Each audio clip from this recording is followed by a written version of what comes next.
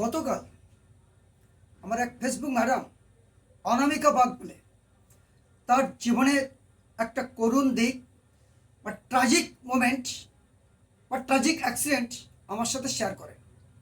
তিনি আসামে বেড়াতে যান, সেই সময় তার গাড়ি একটা দুর্ঘটনার কবলে পড়ে এবং আনফর্চুনেটলি তার একটা অঙ্গ, তার একটা হাত বাদ যায়।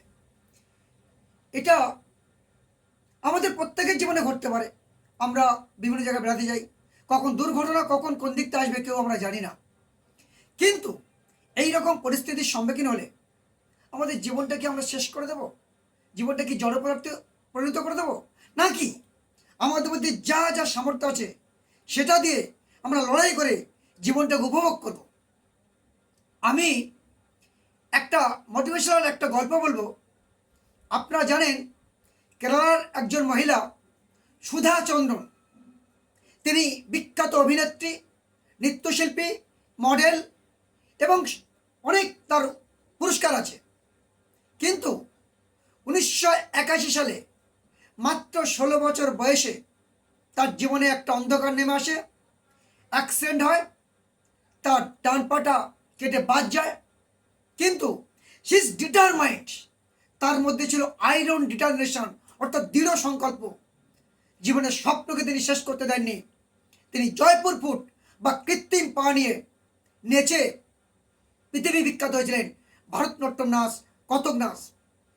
সুতরাং জীবনের আঘাত আসতে পারে, কিন্তু সেটাকে আমাদের জয় করতে হবে। আর 1981 সালে তিনি অ্যাক্সিডেন্ট করেন। 1984 সালে কেরালার বিখ্যাত বই ময়ূরী তার জীবনী নিয়ে, এবং তিনি নিজে অভিনেত্রী ছিলেন, সেই বই করে তিনি বিশ্বের খ্যাতি লাভ করেছিলেন এবং ওই বইটা সুপারহিট হয়েছিল। তার ঠিক পরে 84 সালে আবার নাচে ময়ূরী বইটা আসে, আর তার ফিরে তাকাতে হয়নি, তিনি বিখ্যাত হয়েছিলেন।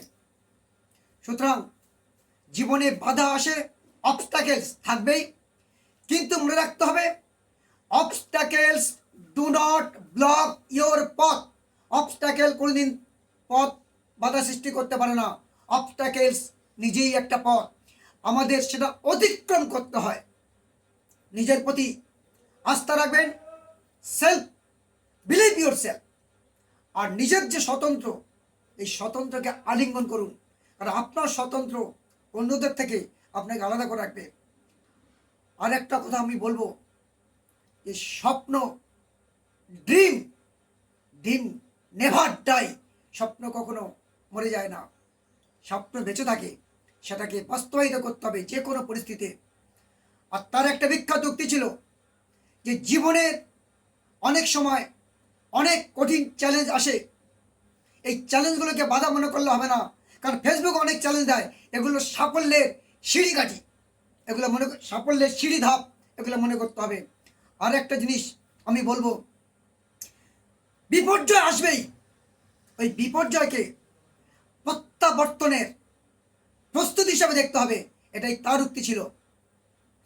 বিলিভ ইউর সেলফ এবং কঠোর পরিশ্রম করুন, আশা ত্যাগ করবেন না, জীবনটাকে ভোগ করুন। এইভাবে এগিয়ে চলুন। ধন্যবাদ।